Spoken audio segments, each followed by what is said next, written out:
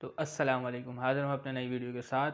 तो आज का हमारा टॉपिक नंबर 4.4 और टॉपिक का नाम इंटरमॉलिक्यूलर फोर्सेस।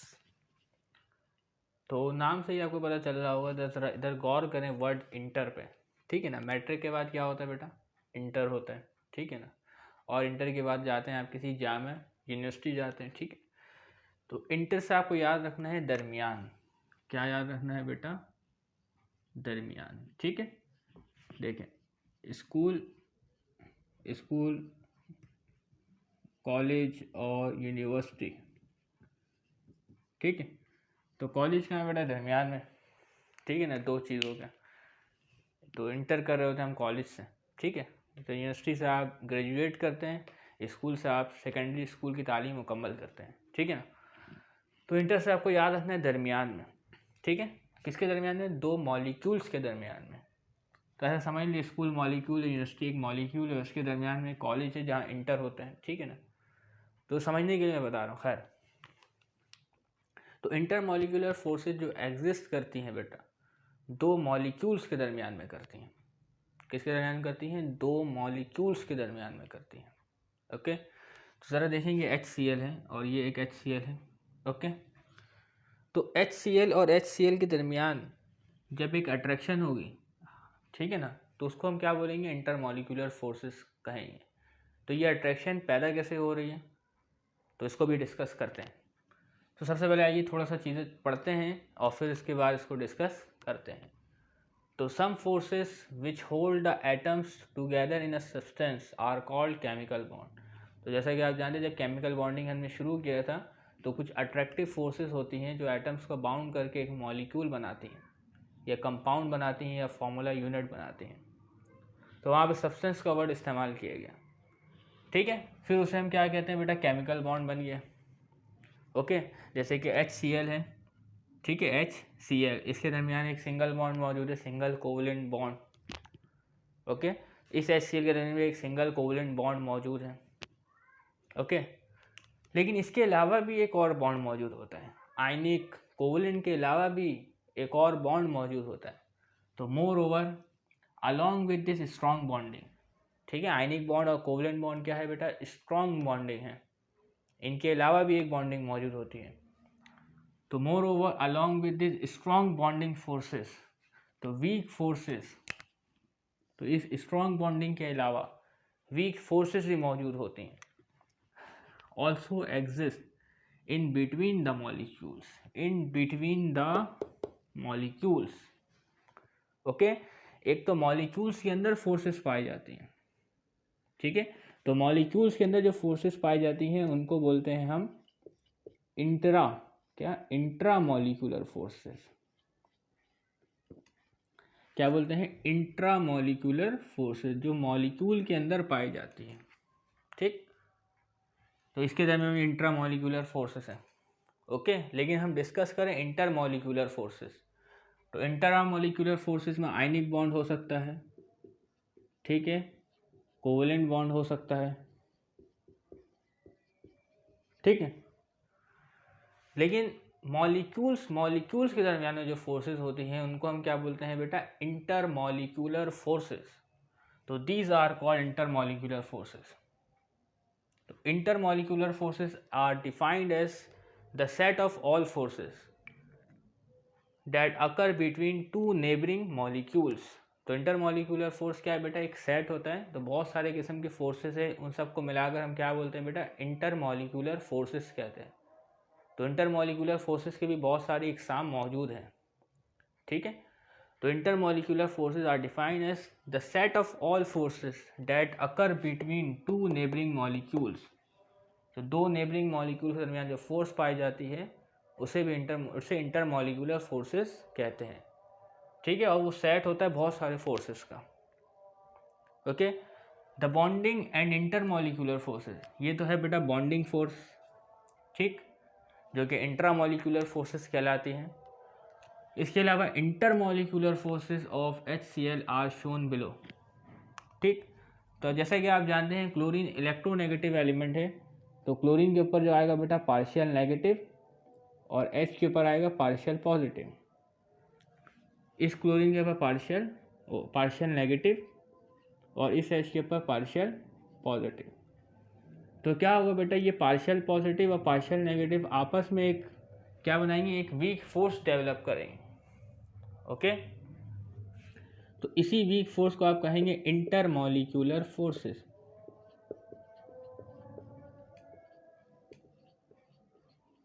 इंटरमॉलिक्यूलर फोर्सेस इनके दरमियान मौजूद होती हैं, ठीक है, मॉलिक्यूल्स के दरमियान में, ठीक है। ओके, तो उसके बाद आइए देखते हैं कि कौन सी फोर्सेस वीक होती हैं और कौन सी फोर्सेस स्ट्रांग होती हैं। तो the intermolecular forces are weaker. तो इंटरमॉलिक्यूलर फोर्सेस क्या है बेटा, वीकर है, क्योंकि ये मॉलिक्यूल्स के दरमियान में पाई जाती हैं। Okay, then ionic and covalent bond. Okay, तो इंट्रामॉलिक्यूलर फोर्सेस एटम्स के दरमियान पाई जाती है, एक मॉलिक्यूल के विद इन अ मॉलिक्यूल के अंदर पाई जाती है, जो कि आयनिक या कोवेलेंट या कोऑर्डिनेट भी हो सकती है, ठीक। तो intermolecular forces are weaker than ionic bond या कोवेलेंट बॉन्ड, ठीक है। द स्ट्रेंथ और वीकनेस, अब आते हैं स्ट्रेंथ और वीकनेस पर। इंट्रामॉलिक्यूलर फोर्सेस अगर ज़्यादा मजबूत होगी या अगर इंट्रामॉलिक्यूलर फोर्सेस अगर वीक होगी तो क्या इम्पैक्ट पड़ेगा।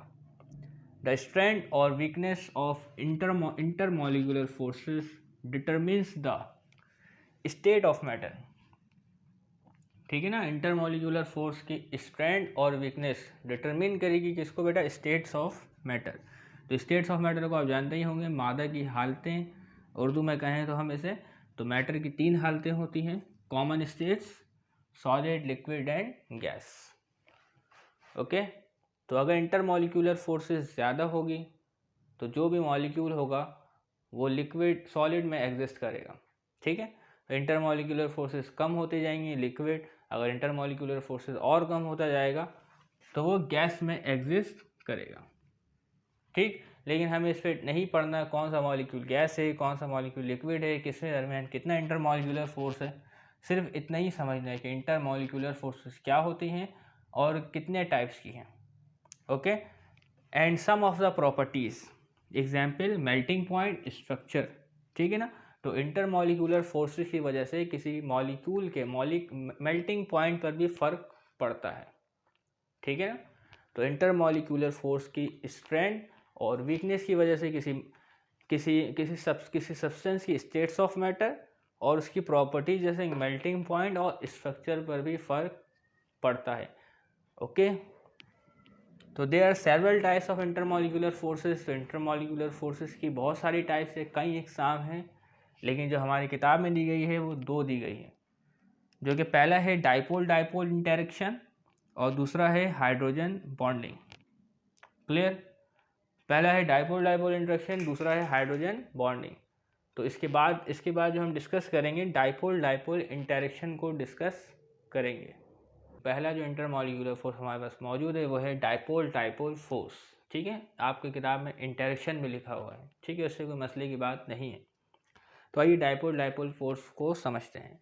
तो ज़रा देखिए यहाँ पे एक वर्ड लिखा हुआ डाइपोल।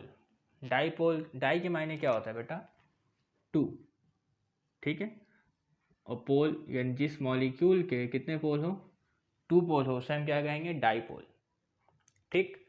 तो जैसे कि आपने HCl में देखा है, ठीक है, Cl की जो इलेक्ट्रोनेगेटिविटी होती है वो होती है 3.5 और हाइड्रोजन की 2.1। अगर इनका इलेक्ट्रोनेगेटिविटी का डिफरेंस लिया जाए तो आता है 1.4। तो HCl इटसेल्फ क्या है बेटा, एक पोलर मॉलिक्यूल है। तो Cl के ऊपर एक पार्शियल नेगेटिव चार्ज और H के ऊपर एक पार्शियल पॉजिटिव चार्ज आएगा। तो HCl क्या है बेटा, एक डाइपोल है। क्लियर, डाइपोलर मॉलिक्यूल है। तो क्या होगा बेटा, डाइपोलर मॉलिक्यूल्स के दरमियान, ठीक है, जो फोर्स डेवलप होगी उसे हम कहेंगे डाइपोल फोर्स। समझिए बात को और फिर इसकी एग्जाम्पल करवाते हैं। डाइपोल फोर्सेस रिजल्ट, ठीक है, बनता है व्हेन 2 डाइपोलर मॉलिक्यूल, जैसे कि मैंने बताया ये कौन सा मॉलिक्यूल बेटा, एक पोलर मॉलिक्यूल है। पोलर मॉलिक्यूल यानी जिसमें 2 पोल होते हैं, तो उसे हम डाइपोलर भी कह सकते हैं, ठीक है ना। डाइपोल के मायने क्या है, 2 पोल। तो इसके दो पोल हैं, एक स्लाइटली पॉजिटिव चार्ज और एक स्लाइटली नेगेटिव चार्ज। तो when two dipolar molecules interact with each other, तो ज़रा एग्जाम्पल देखिए, हमारे पास है एक HCl, ठीक, HCl के दरमियान है सिंगल बॉन्ड, ओके। आप जानते हैं Cl की इलेक्ट्रोनेगेटिविटी ज़्यादा है, तो Cl के ऊपर आएगा पार्शियल नेगेटिव चार्ज, H के ऊपर आएगा पार्शियल पॉजिटिव चार्ज। तो ये तो एक डाईपोलर मॉलिक्यूल है। When two dipolar molecules interact with each other, तो एक और हमारे पास मॉलिक्यूल है, ठीक है, HCl, ओके। इनके पर चार्ज डेवलप होगा, माइनस पार्शियल नेगेटिव और पार्शियल पॉजिटिव, ठीक। इधर ही मैं एक और बना देता हूँ, एक से ज़्यादा मॉलिक्यूल भी हो सकता है, उससे कोई मसले की बात नहीं बेटा। जब किसी बीकर में HCl का सॉल्यूशन होगा तो उसमें एक से ज़्यादा मॉलिक्यूल ही मौजूद होंगे, ओके। Cl के ऊपर पार्शियल नेगेटिव चार्ज, H के ऊपर पार्शियल पॉजिटिव चार्ज। तो when two dipolar molecules interact with each other, ठीक, इंटरेक्ट करेंगे, clear. When partially negative portion of one polar molecule, इस मॉलिक्यूल को हम कंसिडर करते हैं when partially negative portion of one polar molecule. तो इसका देखिए slightly negative partially negative portion है, ठीक है, क्लोरीन का, is attracted to the partially positive portion of second polar molecule. हम सेकंड इसको मान लेते हैं, फर्स्ट इसको मान लेते हैं, ठीक है। तो partially positive portion of a second molecule, okay. तो ये हाइड्रोजन का क्या बेटा पॉजिटिव है, तो ये क्या है बेटा माइनस, ठीक है ना, पार्शियल नेगेटिव और पार्शियल पॉजिटिव के दरमियान एक फोर्स डेवलप होगा जिसको हम कहेंगे बेटा डाइपोल फोर्स, और इसको आम ज़बान में आप इंटरमॉलिक्यूलर फोर्स भी कह सकते हैं। तो इनके दरमियान जो फोर्स क्रिएट हो रहा है बेटा वो कौन सा हो रहा है, डाइपोल फोर्स, यानी कि इंटरमॉलिक्यूलर फोर्स डेवलप हो रही है, ठीक। इनके दरमियान भी देखिए पार्शियल पॉजिटिव पार्शियल नेगेटिव, इनके दरमियान भी एक फोर्स मौजूद है, कौन सी बेटा, dipole force, okay. The electrostatic force of attraction, कौन सी फोर्स ऑफ अट्रैक्शन है बेटा, इलेक्ट्रोस्टैटिक फोर्स, किसकी वजह से पैदा हो रही है, चार्जेस की वजह से हो रही है, is created between two molecules, okay. These attractive force are called dipole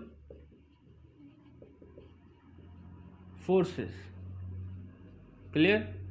तो मॉलिक्यूल्स के दरमियान, पोलर मॉलिक्यूल्स के दरमियान डाइपोल फोर्सेस मौजूद होती हैं, यहाँ तक क्लियर है। इसके अलावा आप एक एक्सपेरिमेंट कर सकते हैं, अगर वॉश बेसन में आप, ठीक है ना, तो वॉश बेसन में आप क्या करें, नलका खोलें, ठीक है, उसमें पानी का बिल्कुल हल्का सा कतरा, यानी पानी की बिल्कुल बारीक सी धार गिरने दें, ठीक है ना, और आप क्या करें, कॉम को बाल में रगड़ें, कंघी को बाल में रगड़ें, तो कंघी में क्या होगा बेटा, आपकी चार्ज डेवलप हो जाएगा, ठीक है, इलेक्ट्रोस्टैटिक चार्ज डेवलप हो जाएगा, आपके बालों से कंघी में आ जाएगा, ठीक है। तो जब पानी गिरा आप कंघी को लेकर जाएं नलके के पास आप पानी के बराबर में, तो आप देखेंगे ये जो पानी है, ठीक है, क्योंकि पानी क्या है, वाटर क्या है बेटा, एक पोलर मॉलिक्यूल है, वाटर भी एक पोलर मॉलिक्यूल है, ठीक है। तो ये पानी क्या है बेटा, हल्का सा अट्रैक्ट होगा किसकी तरफ, कंघी की तरफ, किसकी तरफ अट्रैक्ट होगा, कंघी के तरफ। तो इसकी पिक्चर लगाऊंगा, आप इसे ज़रूर देखिएगा और ऐसा करने की भी कोशिश कीजिएगा, ठीक है। तो वाटर क्या है बेटा, तो वाटर भी एक पोलर मॉलिक्यूल है, तो इसमें भी डाइपोल मौजूद होते हैं, ठीक है। तो उम्मीद करते हैं कि आपको डाइपोल फोर्सेस समझ में आ गई होगी। तो नेक्स्ट वीडियो में हम लोग देखेंगे हाइड्रोजन बॉन्डिंग। तब तक के लिए इजाज़त दीजिएगा, अल्लाह हाफिज़।